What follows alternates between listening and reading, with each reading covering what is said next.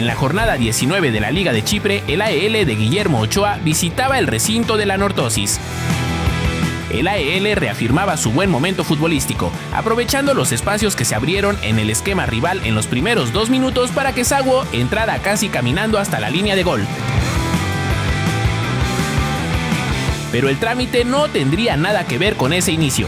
El Anorthosis se hizo de la pelota e impondría el ritmo con el que se iba a jugar, mientras los de Limassol esperaban el momento perfecto para volver a castigarlos en una descolgada. Sin embargo, el error vendría de un jugador con uniforme negro y desde atrás aparecía Ochoa para salvar las papas. Aguantó al delantero que se precipitó y eligió la potencia en lugar de la colocación. El AEL tenía claro a lo que iba a jugar: transiciones rápidas, pelotazos largos y presión sobre el error en la línea final. La propuesta de la Anorthosis era elaborada a ras de césped y se encontraban con líneas muy juntas, lo que los obligaba a ensayar disparos de media distancia. El AEL tenía pegada y Zinc se perdió el segundo tanto al minuto 23, una jugada que pudo haber cambiado el partido, porque el Anorthosis se dejó de especulaciones y apretó el paso. Los gritos aparecían en el área de Ochoa tras un tiro libre, mientras la defensa resolvía como podía la reacción local. Bastaba con ver los problemas en los que se metía la línea baja cuando tenía el balón en los pies. El Anorthosis conocía sus carencias y los fue a buscar. Castigaban a una defensa poblada que seguía la pelota y no los huecos que dejaban a sus espaldas. Ochoa no tenía que aparecer con las manos, pero el equipo comenzaba a sufrir cada vez que se acercaban los locales. Aún así, su planteamiento no iba a cambiar, confiados en su capacidad para llegar a campo rival en pocos toques. El peligro disminuyó por momentos en el área de Ochoa, mientras el Anorthosis buscaba la forma de hacerle llegar el balón a sus delanteros. Que aparecieran las conexiones entre sus jugadores importantes, los que han ayudado a sacar resultados esta temporada, no con un fútbol bonito, pero sí efectivo. No obstante, nada de esto sucedía. Aunque habían podido llevar el juego a un punto medio, sus posesiones no llevaban a nada. Les costaba ganar los duelos contra sus oponentes y el Anorthosis demostraba que tenía más conceptos de los que agarrarse. La puntería era lo que los estaba penalizando en un juego donde eran el equipo que proponía, mientras el AEL especulaba. Ochoa ya había visto un par de escopetazos pasar cerca de su portería y lejos estaría de detenerse el asedio, porque el Anorthosis se sabía superior y tendría contra las cuerdas a un equipo que defendía un gol. Un pase en fuera de juego dejó a Kiss en mano a mano con el mexicano, que achicó correctamente para propiciar la falla del delantero. El AEL se nublaba cuando llegaba a campo contrario, y sin soluciones desde la banca o dentro del campo, el juego seguía su curso. Apostaban todo a pelotazos que ni siquiera podían ganar con regularidad. El Anorthosis tampoco parecía tener ideas claras, pero una falta en la esquina del campo cambió el partido. El balón se fue abriendo y aparecía Gabriel Furtado con un cabezazo implacable que pasó por un costado de Paco Memo. El AEL seguía regalando la posesión y un delantero probaba a Ochoa con un disparo tras una media vuelta. No le quedaban ideas a los vestidos de negro, y el Anorthosis amenazaba con el segundo tanto con un balón del que Paco Memo se colgaba. Se iba a quejar de un golpe en el costado y así quemaba minutos valiosos que por lo menos pudieran mermar la dinámica local. Pero con lo que no contaban era que al reanudar el juego, su compañero iba a perder el esférico de manera ridícula. Sin revisar su espalda, Crisóstomo aparecía por su costado para dejarlo sin cartera y fusilar al mexicano.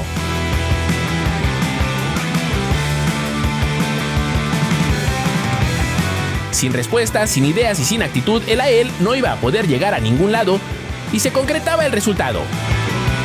El AEL murió de nada, pero se mantiene en la 7ª posición de la tabla, a 6 puntos de la ronda del campeonato y con 6 partidos por jugar.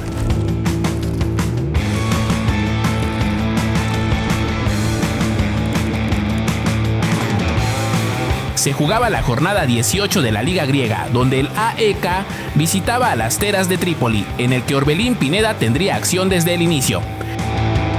El eco de la afición en el estadio Teodoros Kolokotronis no bastó para templar los ánimos iniciales. Desde el pitido del árbitro, la dinámica del encuentro pareció inclinarse hacia el visitante. A pesar de la localía de las Teras, el AEK era el equipo que comandaba las acciones al inicio del juego. El mexicano mostraba garra al pelear el balón, aunque por dicha razón cometía un par de faltas en esta fase del encuentro. Los de Atenas, que salían de blanco, impusieron un ritmo pausado pero dominante, circulando el esférico con autoridad durante los primeros minutos. Poco a poco, el equipo local encontró su pulso, pues el partido seguía su curso y el Asteras había conseguido igualar el trámite del juego. La tensión en el mediocampo ateniense tuvo un momento crítico. Al minuto 26, un desliz fortuito del guerrerense abrió una autopista para el Asteras, pero el mismo Orbelín, con un esfuerzo notable, se recuperó para bloquear el pase decisivo. La posesión comenzó a equilibrarse, y los de Trípoli empezaron a inquietar con llegadas por las bandas.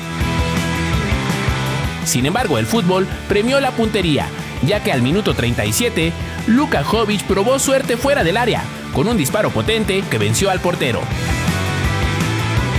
La reacción de las Teras no se hizo esperar, debido a que el equipo local empujó a las Águilas Bicéfalas a su propia portería, obligando a que Pineda jugara más retrasado. El mediocampista mexicano se vio forzado a convertirse en un defensor más, sumergido en su área para tratar de contener el oleaje.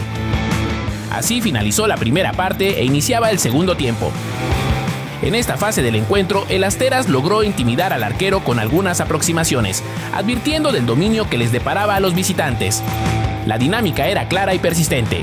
El partido se desarrollaba en favor de las Asteras, y en consecuencia, los de blanco tenían que defender primero, pues no poseían la pelota. Así el bloque se compactó, formando una muralla delante de su área. El mexicano, por su parte, tampoco estuvo muy preciso en esta fase del partido, pues cerraba pases y no podía ser la salida habitual de su equipo para que pudieran construir su juego. La falta de ritmo y la presión rival anularon su capacidad para conectar el juego, y los despejes largos se convirtieron en la única vía de escape.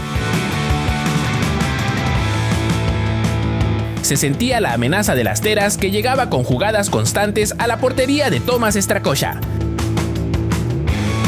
Ante la tormenta, la experiencia del equipo visitante salió a flote, pues como el resultado estaba a favor de las Águilas Bicéfalas, los locales tenían la presión en contra. Esto lo sabía el AEK, y lo aprovechó para hacer posesiones largas con la esférica y enfriar el ritmo de juego. Comenzaron a administrar el esférico con astucia, consumiendo segundos preciosos en cada jugada, rompiendo el ritmo frenético que buscaba el Asteras. El final del encuentro llegó con un dominio territorial local sin recompensa. Aunque no fue el mejor juego del AEK, se llevaron una victoria importante que los deja en la cima, con Luka Jovic en un gran momento.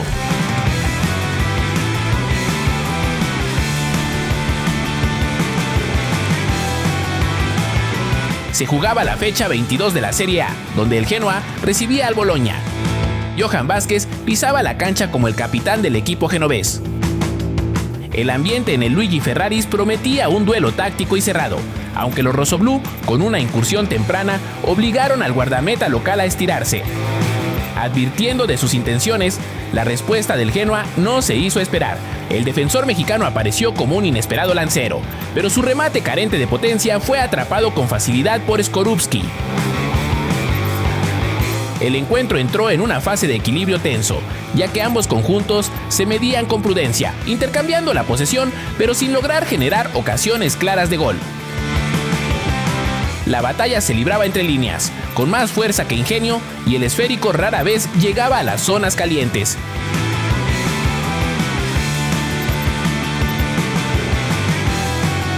En esa pugna defensiva, una intervención fue clave para los grifos, pues al minuto 25, Johan Vázquez ganaba un duelo en el área que fue crucial para mantener a salvo la portería.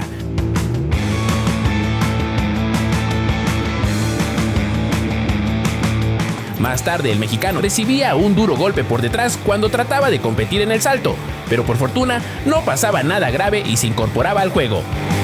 Pero la paz no duraría, ya que al minuto 34, Louis Ferguson batió al arquero con un derechazo que abría el marcador.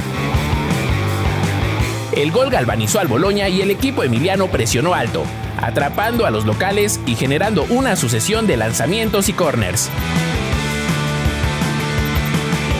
Es así que Johan se convirtió en el muro más activo, cabeceando y despejando balones una y otra vez bajo la presión visitante. Posteriormente, entre el mexicano y su compañero, surgió un malentendido en una salida que pudo ser costosa, pero la redonda se perdió sin consecuencias. Así terminaban los primeros 45 minutos, pero al inicio de la segunda parte, el Bologna aprovechaba que Johan subía a media cancha intentando presionar, lo que supo capitalizar Jens Odgaard para completar la jugada en el centro del área y hacer el segundo gol. La situación era muy complicada para los locales, a quienes la desesperación comenzaba a notarse en acciones forzadas y solitarias. Sin embargo, el encuentro dio un giro inesperado al minuto 55, cuando se suscitó un grave error del portero Łukasz Skorupski tras una pésima salida. El guardameta se aventuró fuera de su área y en el intento de rectificar derribó a un atacante y en consecuencia se iba expulsado, dejando a su equipo en inferioridad numérica. Desde esa acción llegó la esperanza. En dicha falta, Ruslan Malinovský haría un cobro magistral, con un disparo imparable por encima de la barrera, que le devolvió la vida al Ferraris.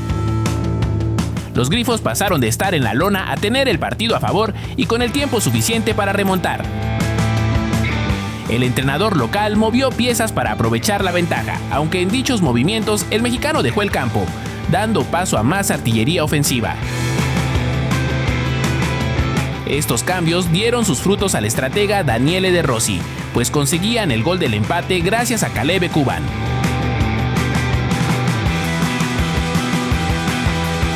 Con la moral por las nubes y el rival desarbolado, llegó el golpe final lleno de dramatismo al minuto 90, cuando Junior Mesías realizó el gol de la remontada.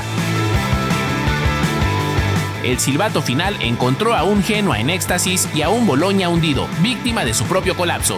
De esta forma, los locales llegaron a 23 puntos, ubicándose en el lugar 13 de la liga.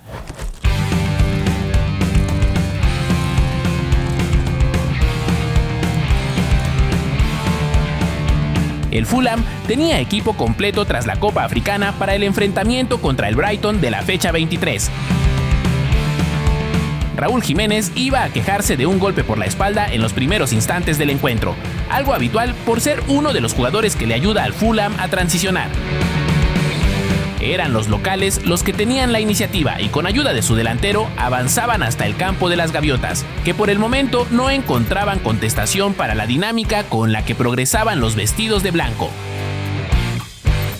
Raúl acompañaba las jugadas hasta llegar al área o se tiraba a las bandas para combinarse con Wilson, que en los últimos encuentros se ha mostrado en un nivel excepcional.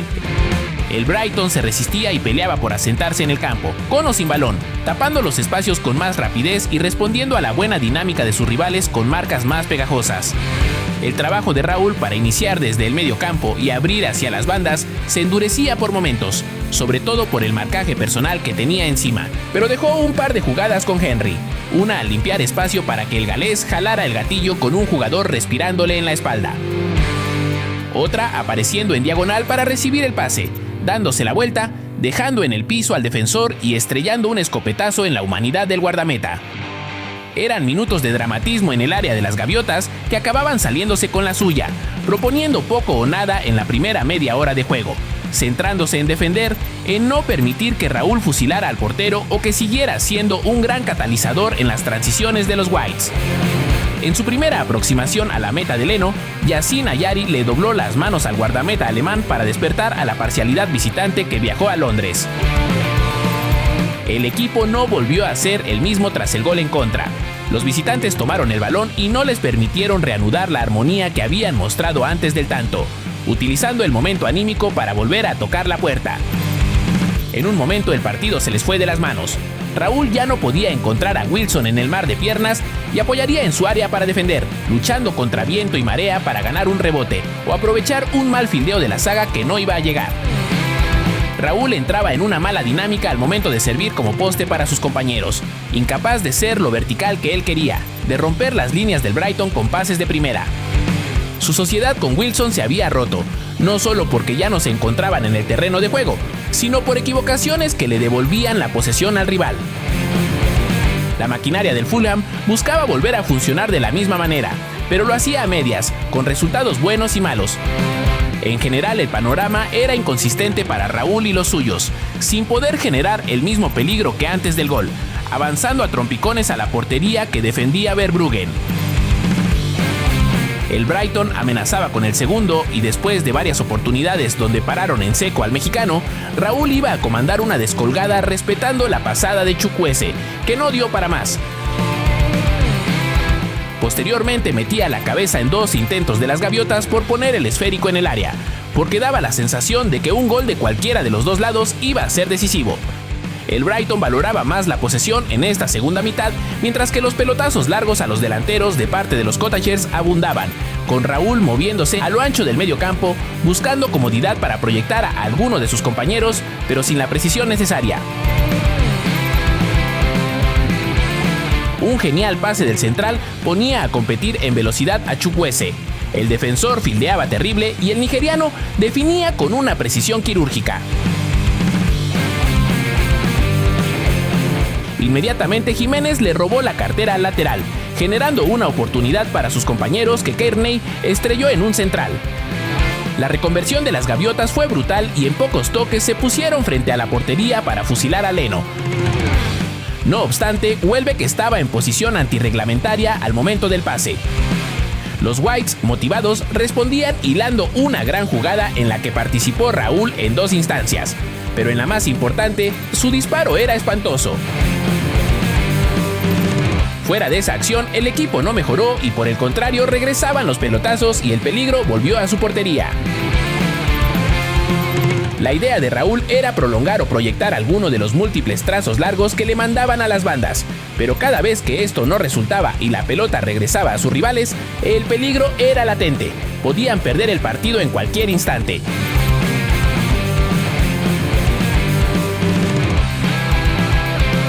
Chukwueze no podía poner el balón al área para Harry, pero Robinson ganaba un tiro libre valiosísimo en tiempo de compensación. Wilson y Raúl se decidían entre quién lo cobraba. Y cuando el mexicano parecía ceder, se preparaba el galés, que con un gran zurdazo que el guardameta fue incapaz de desviar fuera, le daba los 3 puntos al Fulham. Los Cottagers escalan hasta el lugar 7, lo más alto que han estado en lo que va del campeonato, y el sueño por volver a competiciones europeas está más vivo que nunca.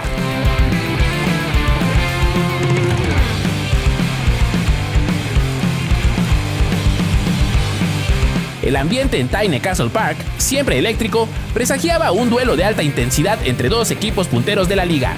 Por un lado el Celtic, que se posiciona en el tercer lugar, y del otro lado el Hearts, quien lidera la tabla. Para este encuentro, Julián Araujo estaba listo para afrontar el juego como titular. El partido comenzó con una nota de actividad para el visitante, cuando el mexicano Julián Araujo hacía su primera incursión por la banda derecha sin poder completar el pase. Cualquier planificación previa se desvaneció rápidamente, dado que el Celtic se ponía en ventaja con un golazo de tiro libre de Benjamin Nygren al minuto 6.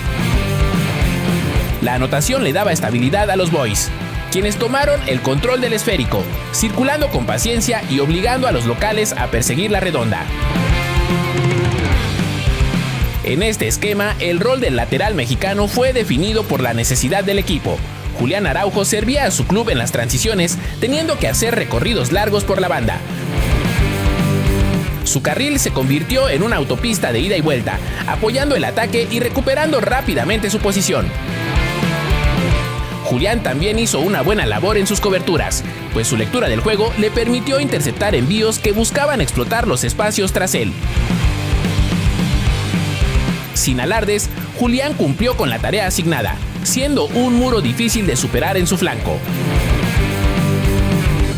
Sin embargo, la dinámica cambió hacia el cierre del primer tiempo, ya que el Hearts se hizo más fuerte, construyendo mejores avances y haciendo que la línea defensiva tuviera mayor cuidado atrás. El equipo de los Corazones encontró su ritmo, presionando más alto y generando llegadas con mayor peligro. Así daba fin la primera parte. Aunque el inicio del segundo tiempo no era mejor para el Celtic, ya que continuaba siendo dominado por el Hearts. La tendencia no solo se mantuvo, sino que se intensificó. El castigo llegó pronto, pues al minuto 47, los locales anotaban por medio de un tiro de esquina, con un remate picado de Stuart Findlay. Después del gol del empate, el Hearts no soltó la batuta y seguía comandando las acciones en el terreno de juego. Impulsados por su afición, los de Edimburgo mantuvieron el dominio territorial, acorralando a los visitantes. En esta fase de presión constante, la labor defensiva se volvió crítica. Julián Araujo estaba en su papel como lateral, ayudando a su equipo a desarticular las jugadas por su carril.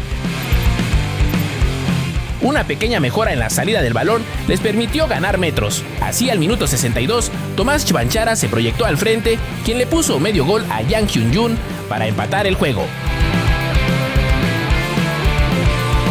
El gol, lejos de calmar las aguas, avivó la contienda liderada por los locales. El ritmo se volvió frenético, con ambos conjuntos yendo al frente. Sin embargo, un incidente cambiaría la complejidad del duelo. Al minuto 76, una falta de Auston Trusty en medio campo se convirtió en la pesadilla del Celtic, pues se quedaban sin un hombre por la expulsión. Es así que el juego se endurecía para el Celtic, que tenía que aguantar la falta de uno de sus jugadores. La misión se transformó en una lucha por la supervivencia, defendiendo con 10 hombres el resultado.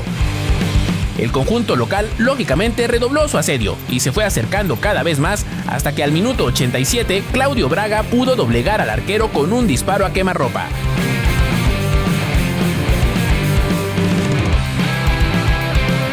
La tensión acumulada estalló. El empate calentaba los ánimos en la cancha y fue así que creaba una trifulca, donde Julián Araujo encaraba a un adversario. El juego se volvió muy rocoso, pues los equipos tenían mucho roce de piernas. Las faltas se multiplicaron y el fluir del encuentro desapareció en medio de la lucha física.